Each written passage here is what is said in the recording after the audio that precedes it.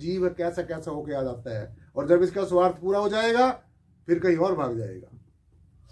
क्यों? इसकी वृत्ति है, इसकी वृत्ति है, ये जीव की वृत्ति है, मोर एंड मोर, ज्यादा से ज्यादा इसको मिले।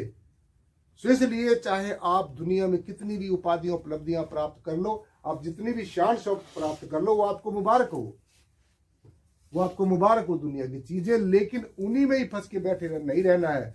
ये ध्यान रखना है हमेशा कि संसार की कोई भी चीज आपकी नहीं है।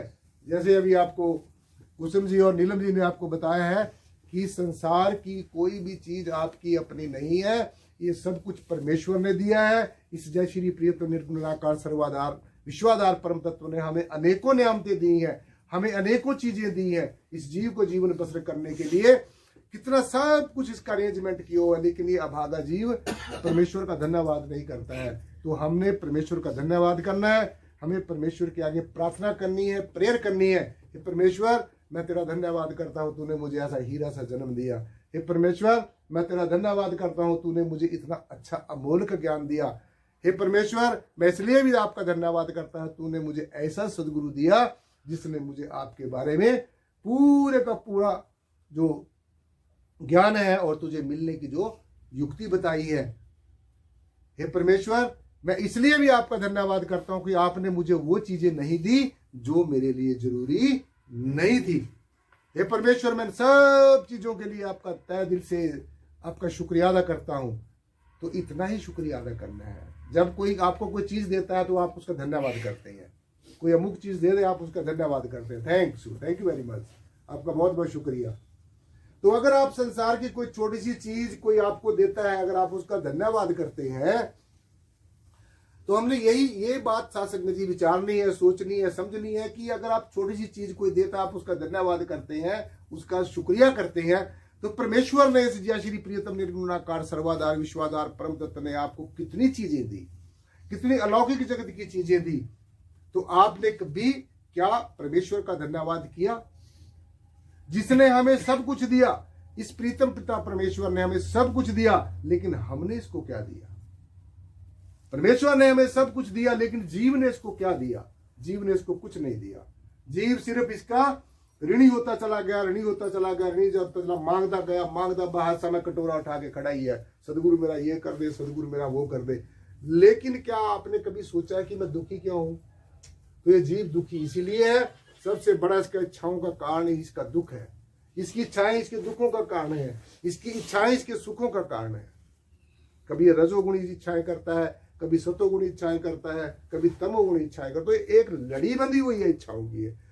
तो अपने आप को सुखी बनाने के लिए इच्छाओं को कम करना है, जो इच्छाएं जरूरी हैं उनको ही पालना है, बेकार की घंटी नहीं बांधनी है। तो इसलिए पूजा मूलम गुरु पदम, ध्यान मूलम गुरु मूर्ति, मंत्र मूलम गुरु वाक्य है। अब देखो सबसे इंपॉर्टेंट बात ये नहीं है कि वहां से भी नाम ले लिया, वहां से भी शब्द ले लिया, वहां से भी गुरु मंत्र ले लिया।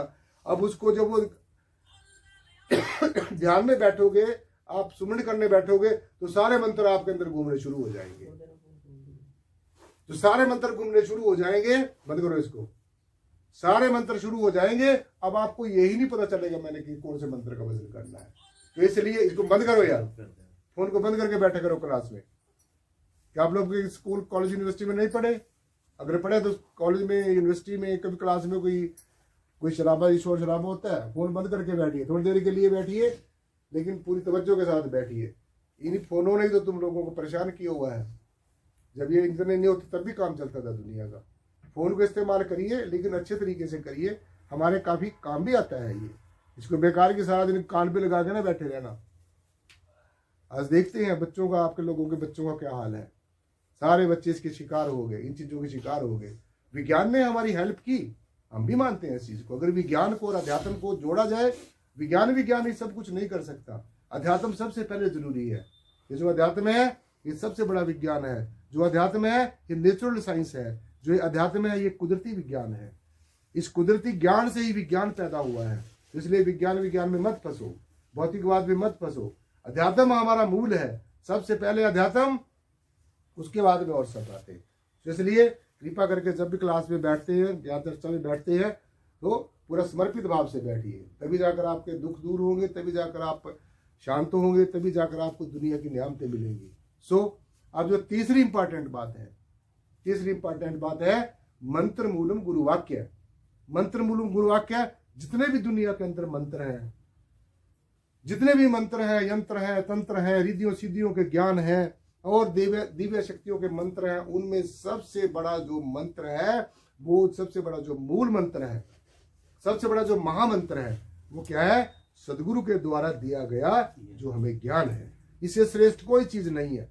और अनेकों मंत्र आपको मिल जाएंगे किताबों में लिखे। अगर किसी किताब में लिखे हुए मंत्र को पढ़ेंगे, उसके अंदर जो लिखी विधि उसके तरीके से करना शुरू करोगे, तो जब तक वो पूरी तरीके से आपके ऊपर वो उसका असर नहीं होगा, और अगर असर होगा तो उल्टा असर हो जाएगा। क्योंकि जिसने वो मंत्र लिखा है वो आपने ना देखा है, ना आपने उस मंत्र की शक्ति को देखा है। तो इसलिए जो सदगुरु भगवान के द्वारा दिया गया जो ज्ञान है, सदगुरु भगवान के दिया गया जो ज्ञान की जो योग युक्ति है, उससे ही आपका बेड़ा पार होगा। तो इसलिए अनेकों मंत्रों की बजाय हमने एक ही मंत्र को जपना है, और ऐसे मंत्र को जपना है जिससे बड़ा कोई महामंत्र ना हो।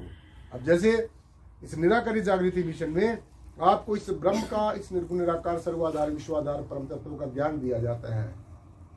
तो ये जो ज्ञान है, इसी ज्ञान को 8 पहर ध्याइए पूर्ण सतगुरु ज्ञान। 8 के 8 पहर इसी ज्ञान का ध्यान रखना है। ये ध्यान रखना है कि मेरा परमपिता परमेश्वर हमेशा मेरे साथ है। ये ध्यान रखना है कि जय श्री प्रीतम निर्गुण निराकार सर्वाधार विश्वाधार परम तत्व मेरे हरेक कर्म के ऊपर वाच किए हुए हैं, मेरे हरेक कर्म का ये दृष्टा है, मेरे हरेक कर्म का ये गवाह है। इसलिए ये हमेशा सचेत रहना है।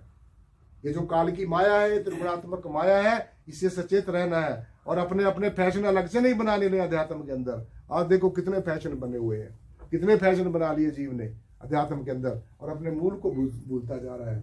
बनावटी चीजें, बनावट में, सजावट में, दिखावट में, इसमें ज्यादा फंसता जा रहा है, इस भौतिकवाद में ज्यादा फंसता जा रहा है, इस जो संसार की जो त्रिगुणात्मक माया इसमें ज्यादा फंसता जा रहा है। तो अगर आप इस क्लास में बैठते हो, ये ब्रह्म ज्ञानियों का परिवार है, ये ब्रह्म की विद्या है, ये सब विद्याओं से बड़ी विद्या है, इससे बड़ी कोई विद्या नहीं है। ये परा विद्या इसको कहा गया हमारे शास्त्रों ग्रंथों में, उपनिषदों पुराणों में इसको परा विद्या कहा गया है। जितने भी विद्याएं हैं, कलाएं हैं, करामातें हैं, चमत्कार हैं, सब इसी के अंदर है, सब इसी के द्वारा होते हैं। ये स्वयं ही करता है, अनेकों रूपों में करता है। रूप अनेक एक है स्वामी, सब घट घट के अंतर्यामी।